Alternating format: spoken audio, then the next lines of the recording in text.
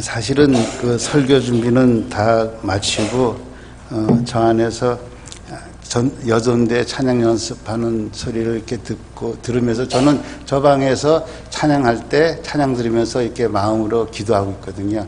또 설교 준비를 다시 또 리뷰하고 하는데 갑자기 부르고 싶은 찬송가가 생각나는 거 있죠. 예수 이 세상에 예수 없으면 무슨 재미로 잘 살아도 주님 못 살아도 주님 그 노래 부르시고 싶으면서 또 예수님 대신에 갑자기 또 이게 패러프레이즈 된 거예요. 이 세상에 여전대 없으면 여전대가 최고 여전대가 최고야. 한번 해주세요. 시작. 여전대가 최고야. 샘 솟는 게 최고야. 여러분이 최고예요. 성경에 보면은 여인들의 이야기가 참 많이 나옵니다. 우리가 구원받은 이 사건 속에 여인들 얘기가 많이 등장하고요. 또 굉장히 중요한 역할들을 많이 감당하고 있습니다. 뭐 쉬운 얘기로 예수님이 마리아를 통해서 태어나시고 쉽게 쉬운 얘기래요. 모세의 구원이 애굽에서 나오는 때에 모세를 등장시키는데 모세의 삶에 가장 중요한 역할을 했던 사람들이 누구예요? 엄마와 누이 아닙니까? 오늘 그 누이에게 이야기가 나옵니다. 오늘 본문의 내용은요, 애굽에서 막 나와서 부랴부랴 나와가지고 홍해를 건너고 막 직후에 일어난 이야기예요. 근데 우리가 한번 그 장면을 한번 생각해 보는 거죠. 뜬금없이 이스라엘 백성들이 참 애굽에서 참 요셉을 모르는 왕이 등장하면서 굉장히 고난을 받습니다. 고난을 받고 고통 가운데 부르짖어요. 여러분, 고통 가운데 부르짖을 수 있다고 하면 그거는 사는 길이에요. 고난을 통해서 하나님을 찾을 수만 있다면 그건 사는 길이에요. 믿음의 사람은 그 속에서 하나님을 찾아요. 아멘. 고난 중에서 침묵을 지키고 있으면 그 사람은 죽는 거예요. 이스라엘 백성들이 고난 가운데 하나님을 찾습니다. 그래서 예비한 모세를 보내주죠. 이스라엘 백성들의 입장에서는요, 뜬금없는 소리를 하는 거예요. 40년 전에 도망갔던 모세가 40년 만에 딱 나타나서 하나님이 말씀하셨는데 애굽을 떠나란다. 여러분 같으면 믿어지겠습니까? 여러분 같으면 떠나겠습니까? 떠납니다. 아무것도 준비하지 말라. 그러면서 큰 유월절 사건이 등장하잖아요. 막 갑자기 열재앙이 몰아치는 거예요. 아무 준비도 못하고 누룩놓지도 않은 빵도 제대로 못 갖추고 그냥 떠나는 거예요. 떠나는데 떠나자마자 바로가 마음이 변해서 군대를 막 몰고 잡으러 오죠. 이 사람들은 아위까지 얼마나 그 행보가 느리겠습니까? 이 사람들은 병거를 타고 막 쫓아오는 거예요. 근데 앞에는 뭐가 있습니까? 홍해가 있잖아요. 뒤로 가면은 칼에 맞아 죽고 앞으로 가면 물에 빠져 죽는 거예요.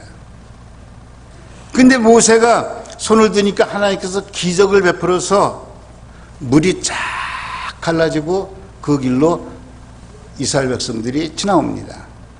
그리고 지나오자마자 돌아보니까 애국 군대도 막 쫓아오다가 물속에서 다 수장되고 맙니다. 바로 그 직후에 15장이 나오는 거예요. 자, 우리가 그런 급박한 상황에서 여러분이 있다고 생각하면 여러분들이 지금 정신이 어떻겠습니까? 여러분의 마음의 상태가 어떻겠어요? 멍한 거죠. 이게 무슨 일이고, 이게 눈앞에 10가지 재앙 본 것도 앞에서 봤던 자기 눈으로 본 것들이 도무지 믿어질 수 없는 기적과 같은 일이 벌어지고 그 속에서 겨우 숨 쉬고 나오는데 또 홍해를 건너 딱 보니까 아무것도 없는 거예요. 아무것도. 제가 그 현장을 가봤잖아요. 정말 사막이에요. 아무것도 없는 거예요. 보이는 게. 얼마나 황당하고 얼마나 마음이 멍하겠어요. 그 순간에 모세가 찬양해요. 모세가 찬양하는 그 내용은 노래를 통해서, 찬양을 통해서 이스라엘 백성들에게 마음에 각인시키고 싶은 게 뭐냐? 하나님께서 우리를 구원해 주셨다. 하나님께서 우리를 구원해 주셨다. 그 말씀을 노래로 부릅니다. 찬양을 합니다. 모세의 노래가 마치자마자 오늘 우리가 읽은 본문의 말씀, 미리암과 여인들이 그 찬양에 화답을 합니다. 얼마나 중요한지 몰라요. 여러분, 만일 모세가 그 큰 기적을 경험하고, 모세는 다 알잖아요. 이 내용이 어떻게 이루어진지를 처음부터 끝까지 다 알아요. 얼마나 하나님의 놀라운 기적인가를 다 안다고요. 은혜인지를. 그래서 이 하나님의 은혜를 글로 다 표현하지 못하고 노래로, 찬양으로 다 하자마자 그 썰렁한 상태에서 찬양을 합니다. 한번 상상을 해보는 거죠, 저는요. 만일 모세가 감격에 차서 찬양을 탁 했는데 아무도 반응하지 않는다고 하면은 얼마나 모세는 썰렁하겠어. 생각해 보세요. 제가 열심히 찬양을 했든지 설교를 했든지 열심히 했는데 아무도 반응을 하지 않는다면 얼마나 썰렁하겠어요. 제가 가끔 요즘 아재 개그 한다고 반응이 없던데 제가 웃자고 이렇게 욕을 했는데 아무도 하고 있으면 얼마나 분위기가 썰렁하겠어요. 여러분, 모세가 찬양을 하니까 미리암이 거기에 반응을 보이잖아요. 미리암이 하니까 그 함께 했던 여인들이 이랬어요. 여인들이 소고를 잡고 같이 찬양으로 화답하잖아요. 여러분, 교회는 서로 이 화답과 응답이 어우러져야 될 줄로 믿습니다, 여러분.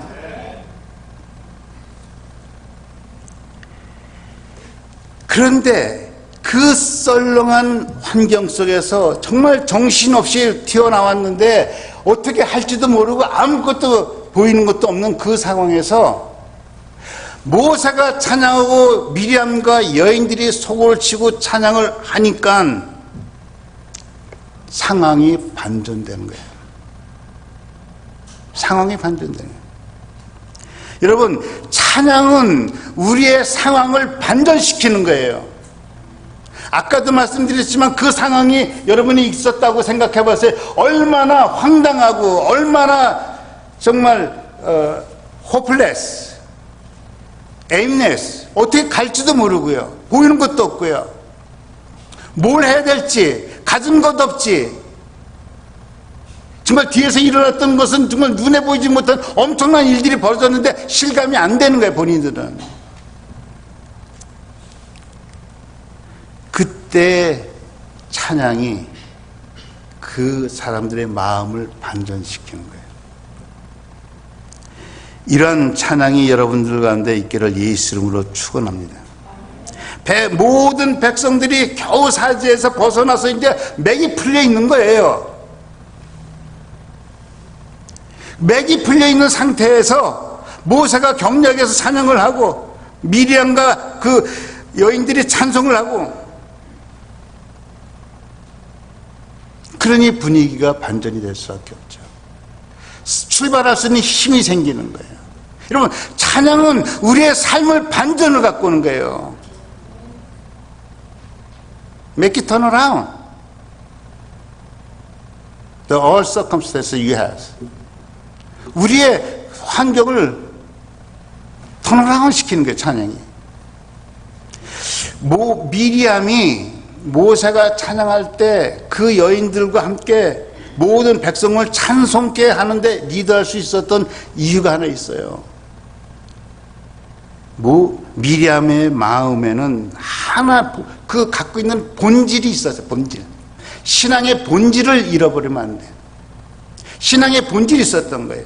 미리암을 통해서 들려진 노래 보세요. 주님을 찬송하라. 그지없이 높으신 분, 말과 기병을 바다에 던져.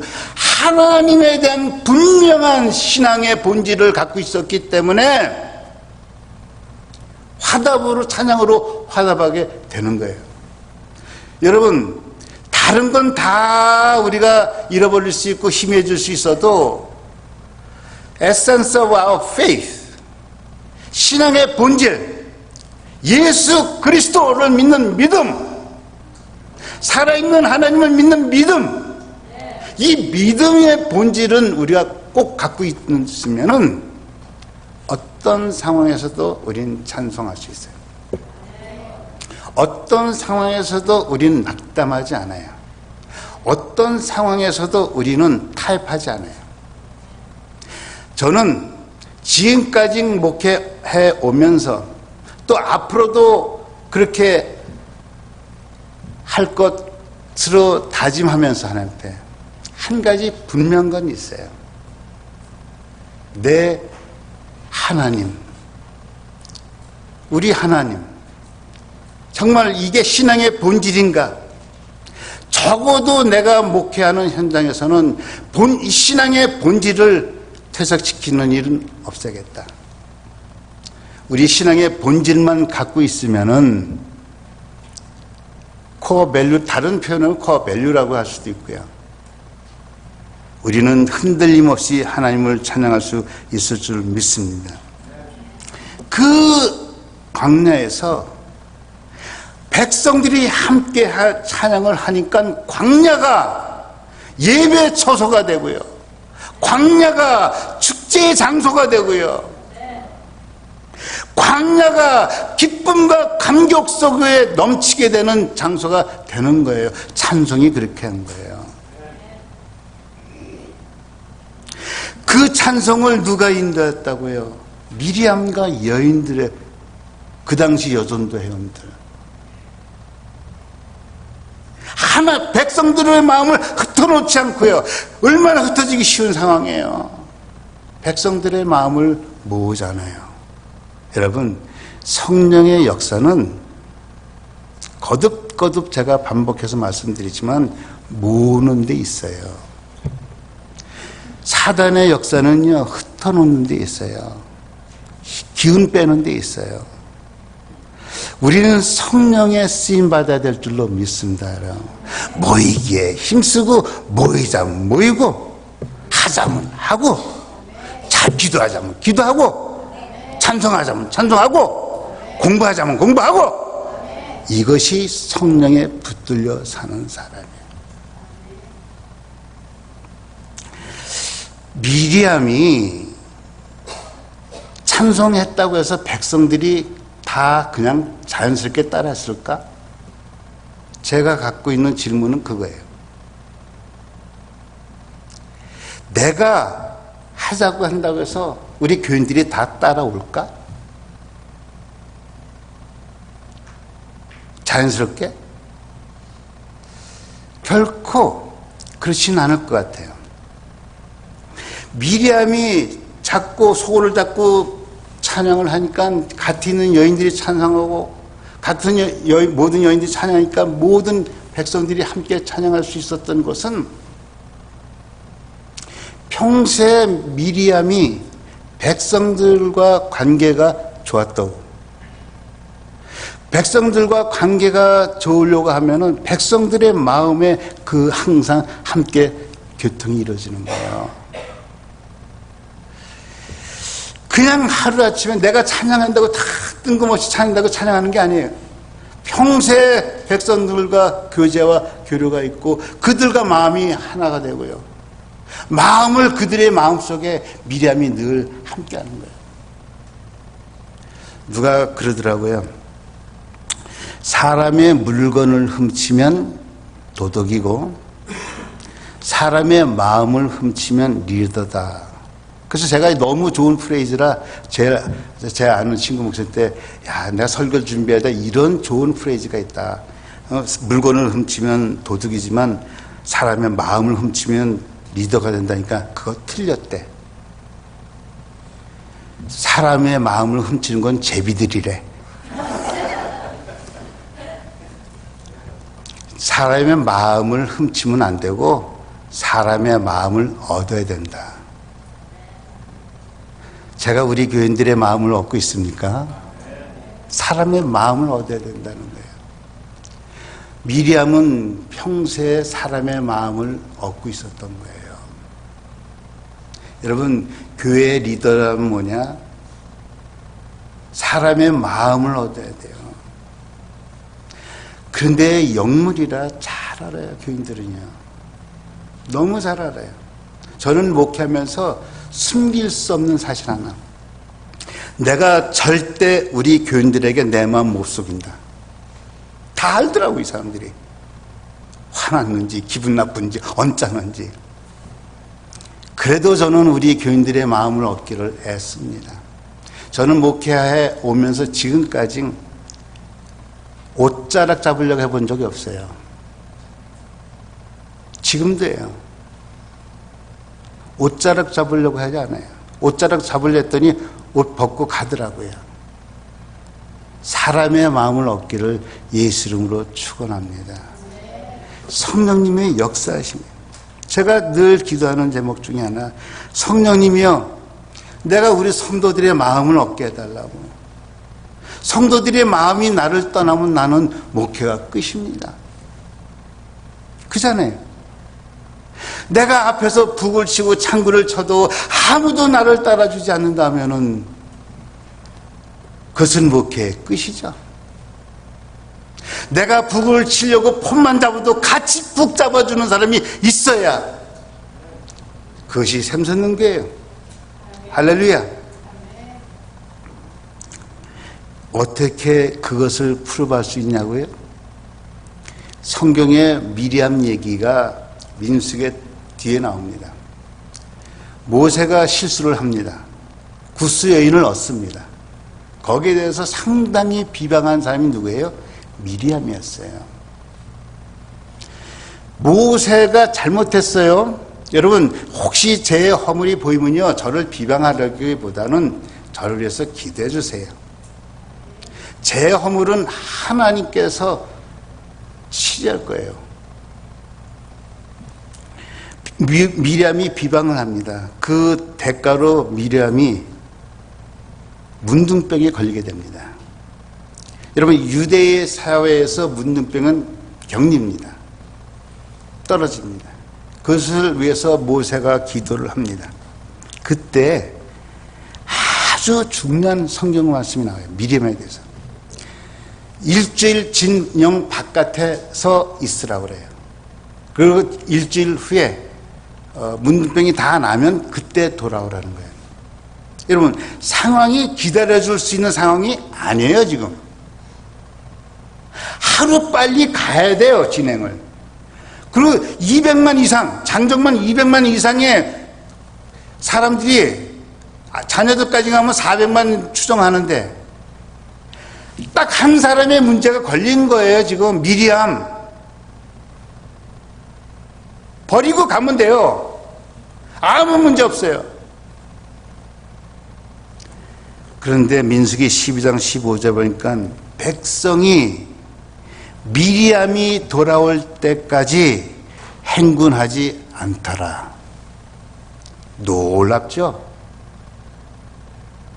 몇백만 사람들이 미리암을 기다려주는 거예요. 여러분, 공동체는 이런 거예요. 한 사람의 나거자 없이 최대한 기다려주고 참아주고 함께 가는 거예요. 미리암 보세요. 이게 그냥 됐겠냐고요. 평상시에 미운 짓 했어 봐요. 평상시에 얄미워지고 얌차같이 놀았어 봐요. 사람들이 기다려줬겠어요? 빨리 얘기해 보세요. 평상시에 이기적으로 놀았으면은 기다려줬겠냐고요. 잘 됐지, 너. 안 그래도 눈에 가시 같았는데. 출발! 여러분, 평상시에 사람들의 마음을 얻었기 때문에 그 머물 수 없는 상황에서 머물고 기다려 주잖아요.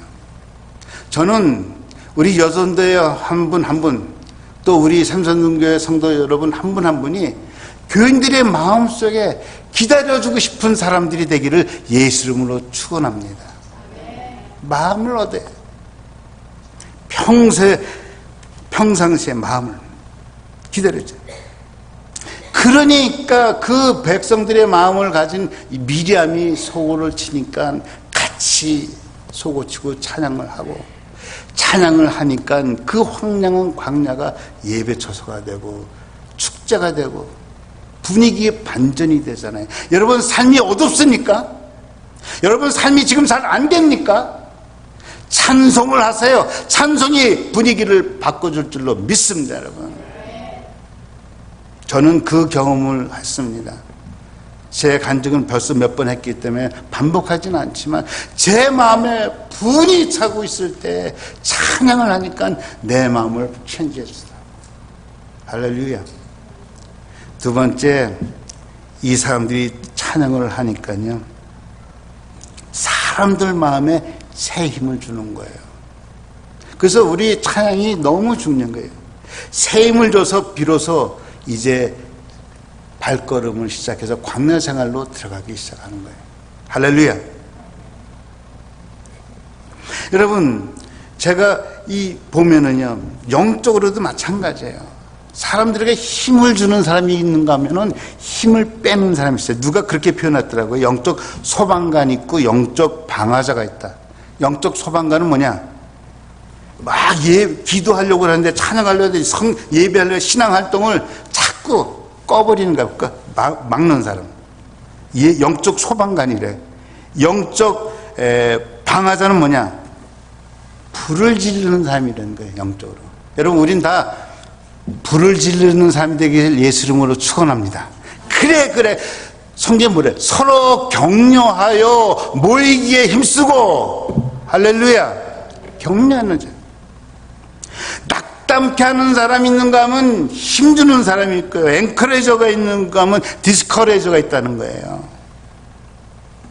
에너자이저가 있는가 하면은 에너지를 뺏어가는 사람이 있어요. 디에너자이저가 있다고요. 미리암이나 그 여인들은 에너자이저였어요. 앵커레저였다. 앵커레저. 여러분, 이 얘기가 짧게 표현되어 있지만은 굉장한 이야기입니다, 사실은. 왜? 그 당시 사회는 오늘 우리 사회하고는 달라요. 유대인들 사회는 여성이 숫자에 들어가지도 못하던 그런 사회 구조예요.